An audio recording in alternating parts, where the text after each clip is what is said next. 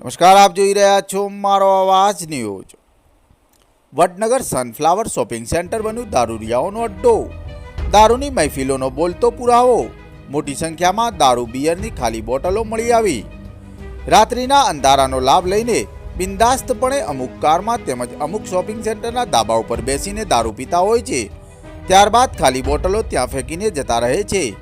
આ વિડીયો વડનગર શહેરમાં આવેલ સનફ્લાવર શોપિંગ સેન્ટરનો છે।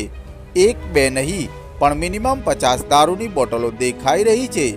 ખાનગી સૂત્રો દ્વારા જાણવા મળ્યું છે કે સિવિલ હોસ્પિટલની સામે આવેલ શોપિંગ સેન્ટરમાં પણ ગાંજાનો નશો યુવાનો કરતા હોય છે।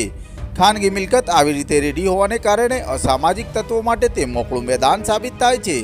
અહીં કોઈ પણ ગાર્ડ કે વોચમેન રાખવામાં આવ્યો નથી, જેને કારણે અસામાજિક તત્વો માટે આ સૌથી સુરક્ષિત વિકલ્પ બન્યો છે। પોલીસ તંત્ર પણ જો નિયમિત રીતે અહીં પેટ્રોલિંગ કરે તો અસામાજિક પ્રવૃત્તિ પર બ્રેક લાગી શકે તેમ છે। સ્માર્ટ પોલીસ સ્ટેશન 300 મીટર જ છે, છતાં પણ દારૂ પીનારને પોલીસનો કોઈ જ પ્રકારનો ભય ન હોય તેમ બિંદાસપણે અહીં દારૂ પીવાય છે।